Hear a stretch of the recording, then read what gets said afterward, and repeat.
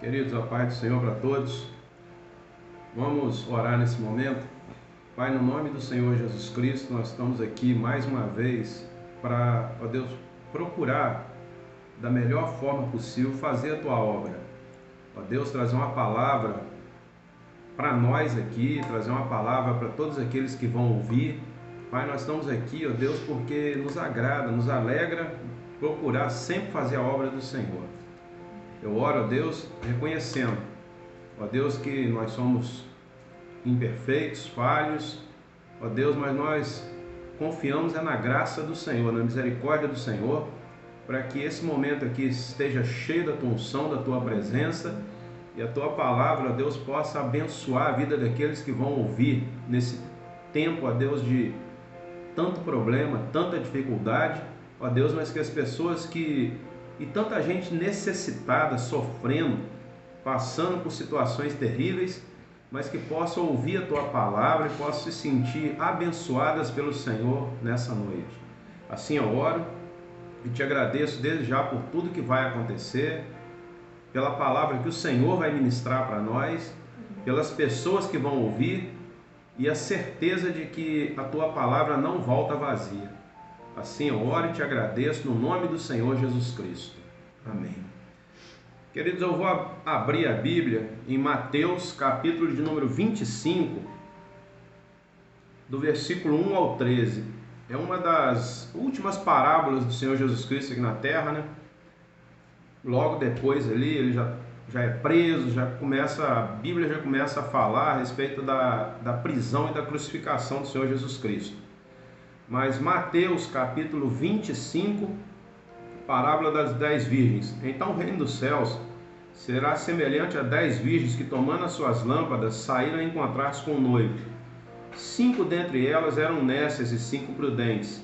As nécias, ao tomarem as suas lâmpadas, não levaram azeite consigo. No entanto, as prudentes, além das lâmpadas, levaram azeite nas vasilhas. E tardando o noivo, foram tomadas de sono e adormeceram. Mas à meia-noite ouviu-se um grito: eis o noivo, saia ao seu encontro. Então se levantaram todas aquelas virgens e prepararam as suas lâmpadas. As nécias disseram às prudentes: dá-nos do vosso azeite, porque as nossas lâmpadas estão se apagando. Mas as prudentes responderam: não, para que não nos falte a nós e a vós outras. Ide antes aos que o vendem e comprai-o. E saindo elas para comprarem, chegou o noivo, e as que estavam apercebidas entraram com ele para as bodas, e fechou-se a porta. Mais tarde chegaram as virgens nécias, clamando: Senhor, Senhor, abre-nos a porta. Mas ele respondeu: em verdade vos digo que não vos conheço. Vigiai, pois, porque não sabeis o dia nem a hora. Esse é o versículo, a conclusão da palavra, da parábola. Eu já falei, já usei esse texto, já expliquei. Jesus ensinava a respeito de parábolas, eram histórias que o povo conseguisse entender, histórias que faziam parte da cultura daquele povo, que eles tinham facilidade para compreender, e nessa parábola trazer grandes ensinamentos espirituais. Os 12 versículos que nós lemos falam da parábola. O ensinamento está no versículo 13. Vigiai, pois não sabeis nem o dia e nem a hora em que o noivo vem. Isso é que eu queria meditar com você nessa noite, essa certeza de que o noivo vem. Eu quero falar nessa noite a respeito de arrebatamento da igreja, a respeito dessa segunda vinda do Senhor Jesus Cristo. A Bíblia fala em 1 Tessalonicenses, capítulo 1, versículo 10, Paulo elogiando aqueles irmãos ali de Tessalônica. Ele está falando de que o evangelho, que eles ouviram gerou fruto na vida deles, está elogiando eles, e que repercutiu não só na Macedônia, como por toda a Acaia, e fala que as próprias pessoas davam testemunho da mudança de vida que houve no coração deles, de como eles abandonaram os ídolos, abandonaram a idolatria para servir ao Deus vivo e aguardar a vinda do Filho de Deus. Fala que eles passaram a aguardar a vinda do Filho de Deus, que viria para resgatar, livrar eles de toda a maldição. A Bíblia fala em Apocalipse 3:11, o Senhor fala: eis que venho sem demora, sem demora. Guarda o que tens para que ninguém roube a sua coroa. Ou seja, a Bíblia fala cerca de 8 vezes mais a respeito da segunda vinda do Senhor Jesus Cristo do que da primeira. Fala, é claro, da primeira vinda, mais aí de uns 300 vezes, mas fala cerca de 2.500 vezes acerca da segunda vinda do Senhor Jesus Cristo. E é sobre isso que eu queria meditar com você nessa noite, essa certeza. Às vezes as pessoas falam: eu creio na Bíblia, eu acredito na Bíblia. Tem gente até que põe a Bíblia dentro de casa, aberta no Salmo 23 ou aberta em alguns outros textos, e falam que não, eu acredito na Bíblia. Querido, você acredita na Bíblia? A Bíblia afirma que o Senhor Jesus Cristo vai voltar. Tem gente que questiona isso, mas se você acredita na Bíblia, se você entende que é verdade, a Bíblia trata direto a respeito da segunda vinda do Senhor Jesus Cristo, da volta do Senhor Jesus Cristo. E ela fala que de sinais que aconteceriam.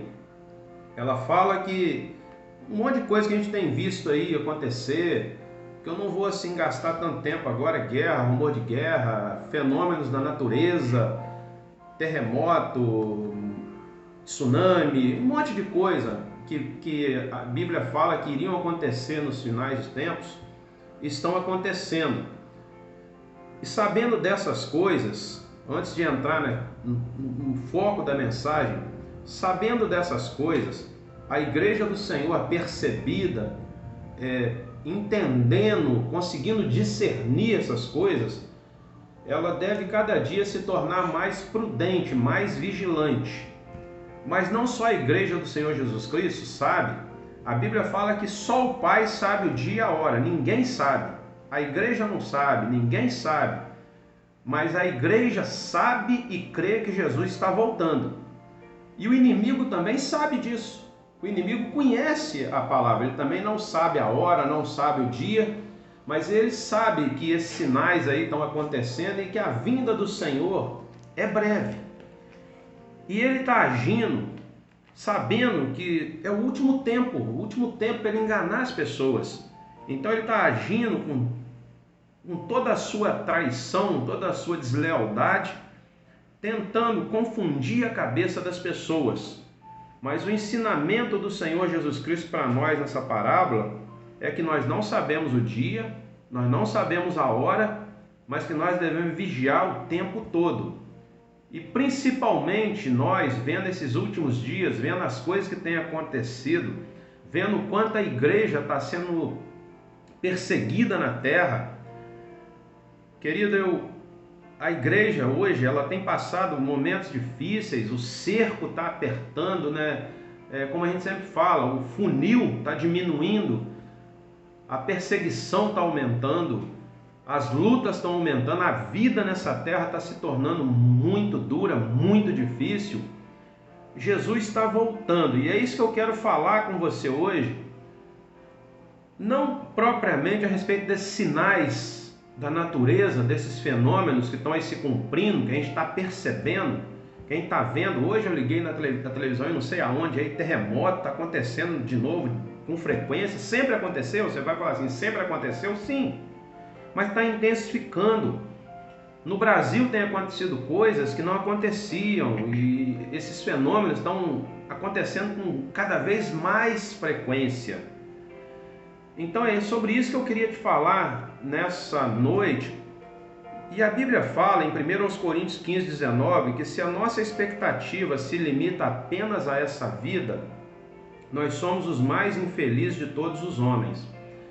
É que a igreja moderna, a igreja atual, ela está muito focada a respeito de uma vida boa nessa terra.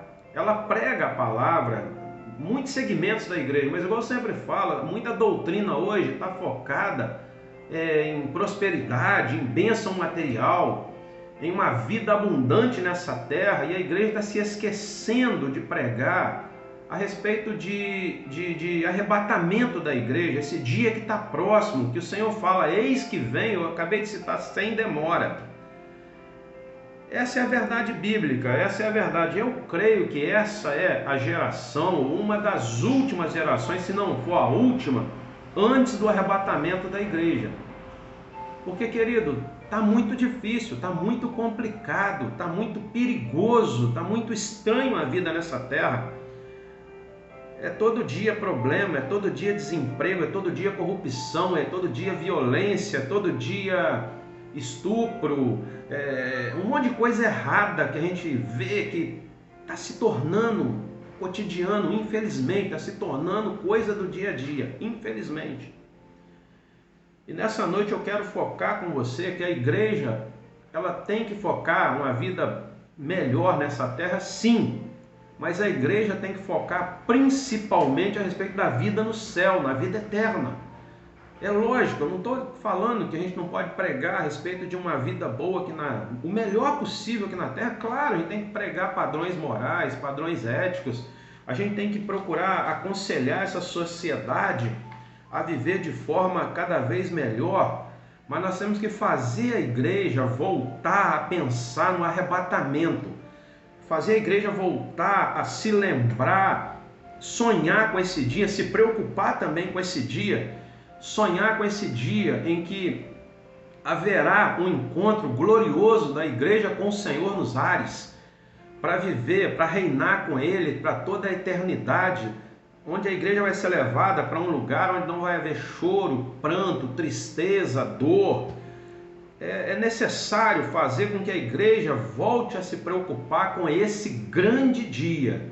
Nós nos preocupamos com cada dia aqui na terra, sim, mas principalmente nós temos que nos preocupar com o futuro. Por isso que eu falei de 1 aos Coríntios 15:19, se a nossa expectativa, esperança, se limita apenas, ou seja, nós nos preocupamos com essa vida, mas se o nosso foco, a nossa esperança se limita apenas a essa vida, somos os mais infelizes ou miseráveis de todos os homens, porque essa vida aqui, ela passa. Parece que é tanto tempo, né? Viver 100 anos, o que são 100 anos diante de uma eternidade? A eternidade não tem fim. Existem dois povos, né, que Deus trata de forma totalmente distinta. Um é a nação de Israel. Nesse texto que nós lemos, no capítulo 25, nós acabamos de ler, mas se a gente ler no capítulo 24, a partir do versículo 32, o Senhor manda a gente olhar para a figueira. Exortação, olhar para a nação de Israel, olhar para o que acontece na nação de Israel. Porque Israel é a nação da promessa, da aliança feita com Abraão. E outro povo que Deus trata de forma distinta é com a sua igreja. Nós, hoje, somos o Israel de Deus. Nós não somos israelitas, né, por natureza, mas hoje nós somos o Israel de Deus, a igreja. E Deus trata também com a gente de uma forma especial. Ele fala que nós somos povo de propriedade exclusiva de Deus. Nós somos uma nação santa. Deus trata de forma distinta com a gente. A Bíblia fala, naquele texto lá de Efésios, capítulo 5, para maridos, amai vossa esposa, assim como Cristo amou a igreja e a si mesmo se entregou por ela, para apresentar a Deus uma igreja santa, sem mácula, sem ruga. Ou seja, Cristo amou a igreja, amou e ama, está dando exemplo, assim como Cristo amou a igreja e ama. A analogia ali ao casamento fala a respeito do amor do Senhor Jesus Cristo pela igreja. Romanos 13, a partir do versículo 11, fala para nós despertarmos do sono espiritual, porque a nossa salvação já está mais próxima. Quando fala nossa salvação, está dizendo isso também, do arrebatamento, da vinda do Senhor Jesus Cristo. Eis que venho sem demora. Vigiai e orai, pois não sabeis nem o dia nem a hora que o noivo vem. Querido, hoje nós estamos vivendo um tempo em que está se perdendo esse conceito. Isso tem me preocupado, eu tenho pregado isso direto. Às vezes as pessoas podem falar, mas ele fala isso porque ele é pastor de uma igreja. Não, independente da denominação, independente de rótulo. Queridos, hoje está se vivendo um tempo em que igreja, as pessoas estão pensando, eu sigo a Deus dentro da minha casa. É correto, correto. Hoje nós estamos vivendo um tempo em que as pessoas estão, eu coloco uma pregação no rádio, na televisão. Só que a Bíblia fala de igreja, de coletividade, de cristianismo. O cristianismo deve ser vivido em família, vivido. A Bíblia fala que a igreja, ela é o corpo de Cristo. Cristo é o cabeça da igreja. A Bíblia fala que a igreja é sal, é luz nesse mundo, ela é coluna e baluarte da verdade.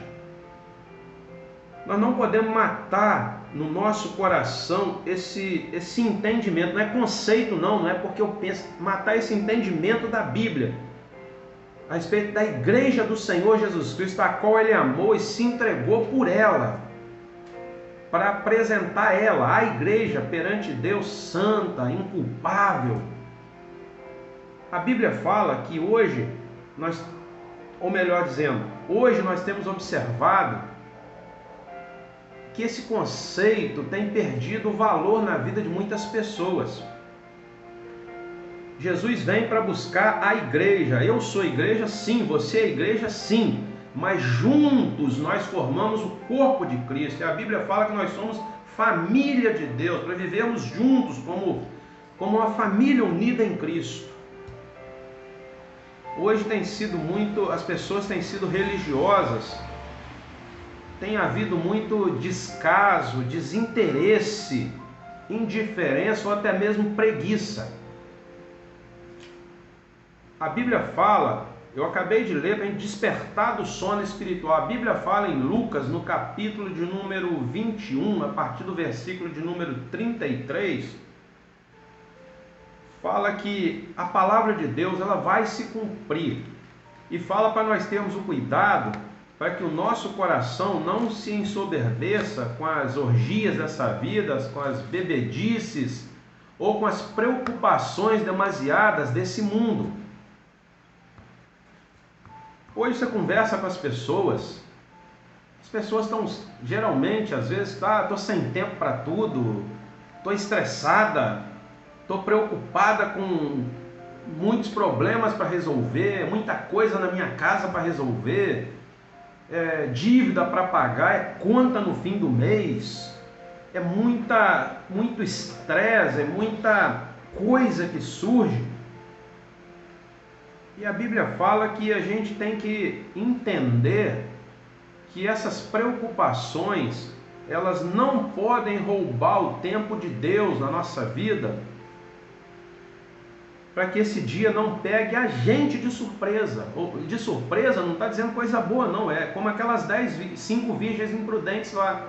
O noivo veio, elas não tinham azeite, eram noivas, eram igreja. Eu sempre prego isso, que ali, aquelas 10 virgens, igreja, 10 noivas, esperando o noivo, ouvindo falar que o noivo vem, ouvindo falar, olha, a qualquer momento o noivo vem, e elas estão ali esperando o noivo, reuniram ali esperando o noivo. Mas a realidade da parábola ensinada, não é por mim aqui nessa noite, pelo Senhor Jesus Cristo, é que o noivo, quando chegou, 5 delas não estavam preparadas, estavam esperando, mas não estavam preparadas. E não puderam se encontrar com o noivo, porque saíram para buscar azeite. Quando voltaram, o noivo já tinha vindo. As 5 prudentes já tinham entrado para a festa com o noivo, para as bodas ali com o noivo. E as outras 5, Senhor, abre a porta. Ele falou, não, passou o tempo, não vos conheço, a porta está fechada. Querido, nessa noite, eu quero dizer para você que talvez, para mim, para todos nós, 2 coisas. Talvez a gente esteja se preocupando, e é lógico que a gente tem que se preocupar com todas as coisas, mas talvez a gente esteja se preocupando com tudo, menos com o dia do Senhor. Ou talvez a gente esteja esquecendo que uma das características da noiva, da igreja do Senhor, é que ela tem paz, é que ela tem conforto, é que ela tem descanso, ou seja, ela passa pelas dificuldades, mas ela sabe que o noivo está presente e ela espera o arrebatamento, ela espera esse encontro. E nessa situação, muitos que se dizem igreja, noiva do Senhor Jesus Cristo, estão vivendo como se esse dia não fosse acontecer. Parece que tem um descrédito, que Jesus vai voltar e que essa volta pode ser hoje, pode ser a qualquer momento. Mas parece que as pessoas estão vivendo o seu dia a dia, falando que creem em Jesus, mas um descrédito nesse dia com D maiúsculo, que ele vai voltar. Em função desse descrédito, e muitas vezes a gente sendo enganado de alguma forma, há um desinteresse pelo que Deus nos ensina: vigiai e orai. Uma das formas de vigiar, além da oração, é eu valorizar todas as ferramentas que Deus deixou para o meu crescimento espiritual, para o meu aprendizado espiritual. E essa é uma das coisas que tem sido desvalorizada, a igreja. As pessoas não, muitos, por isso que é bom pregar dessa forma, que eu não sei nem para quem quem vai ouvir. Mas muitas pessoas hoje não se preocupam mais com a obra, trabalhar pela obra, trabalhar pela casa de Deus, trabalhar pela igreja que o Senhor ama ao ponto de se entregou por ela, para purificar ela, para aperfeiçoá-la. E muitas vezes está havendo desinteresse, falta de comprometimento com a casa do Senhor, que é uma ferramenta que Deus deixou para o nosso crescimento espiritual, para o nosso aprendizado, para a gente ouvir sempre que Jesus está voltando e que a igreja precisa estar vigilante. Aí a gente se envolve com o dia a dia, se envolve com tarefas do dia a dia, e não tem tempo mais para Deus, não tem tempo para uma leitura bíblica, não tem tempo para uma oração, não tem tempo mais para nada. Mas a gente tem aquele conceito: está tudo bem, eu estou na presença do Senhor. Eu não estou aqui para julgar, não estou aqui para questionar, mas eu nunca vou deixar de dizer que a igreja, ela é a noiva do Senhor Jesus Cristo, tanto individual quanto coletiva. A Bíblia fala que a igreja é família, corpo de Jesus. Nós não somos mais peregrinos e estrangeiros, estranhos uns aos outros, mas nós somos família do Deus vivo. E muitas vezes, junto com esse desinteresse, a gente começa a abrir porta. Eu estou falando dos sinais espirituais, o descrédito na segunda volta, o desinteresse muitas vezes pela obra de Deus e a multiplicação, terceiro, da iniquidade, que a Bíblia fala que no final dos tempos sobrevirão tempos difíceis. Querido, por muitas vezes estarmos assim desatentos, o pecado está se tornando normal. Nós já estamos tolerando, nós entre aspas, mas muitos já estão defendendo que divórcio é correto, que novo casamento é correto. A Bíblia não ensina essas coisas. Muitos aí estão vivendo no adultério, na bagunça, nas traições, e já não sentem mais peso. Querido, muitos estão vivendo na deslealdade com a sua denominação, com os seus líderes. Não estou acusando ninguém, estou dizendo que isso tem acontecido. Muitos não estão mais se mostrando para o trabalho: olha, estou aqui, vamos trabalhar, vamos batalhar. Querido, com relação à multiplicação da iniquidade, eu ouvi até nessa novela que está passando Gênesis uma frase que marcou: o certo é certo, mesmo que poucos façam, e o errado continua sendo errado, mesmo que muitos façam. Querido, talvez você ouça a palavra e vira aí, não concordo, não aceito. Eu quero te fazer uma pergunta: há quanto tempo você não ora pedindo perdão a Deus pelos pecados? pelos seus pecados, pelos seus erros. Por isso que eu não sei para quem que eu estou falando. Há quanto tempo mais? Essa é a geração que passa horas e horas na frente de um zap, que passa horas na frente de uma série de televisão, que passa horas e horas discutindo, batendo papo, conversando a respeito de vida dos famosos, vida do dia a dia, uma fofocaiada, uma futricaiada. Na televisão hoje tem um monte de programa que é só fofoca, só futrica, e fica cheio de gente assistindo. Mas essa, muitas vezes, é a geração que o culto não pode passar de 1 hora. Pregação, 30 minutos. Se passar um pouco disso, já dá problema. Há quanto tempo mais você não chega em casa, não ora? Deus, perdoa o meu desinteresse, perdoa os meus pecados, me ensina aquilo que o Senhor quer. Deus, conserta a minha vida. Há quanto tempo você não abre a Bíblia e fala: Deus, eu vou meditar na Tua palavra, me ensina, mas não larga o celular. Isso tem levado, outra coisa que fala que haveria esfriamento do amor, individualismo. Uma igreja que fala que ela é amor, mas ela não se preocupa tanto uns com os outros. Eu sempre falo, um não liga para o outro, motivando, incentivando. A gente só sente quando acontece na casa da gente. A gente só sente quando acontece na vida da gente. É como um doente. Quando ele adoece, ele se quebranta. Mas quando ele ouve que o outro está doente, ele não se preocupa tanto. Mas quando acontece com ele, ele se quebranta. Não pode ser assim, queridos. O dia do Senhor está próximo. E a Bíblia fala também que no final dos tempos haveria um derramamento do Espírito Santo sobre a sua igreja. Mas eu quero terminar essa palavra nessa noite dizendo que as 10 virgens representavam a igreja. E 5 delas estavam realmente recebendo o derramamento do Espírito Santo. O azeite é o derramamento do Espírito Santo. Mas as outras 5, representando a metade da igreja, não estavam recebendo. Estavam ali só por conceito.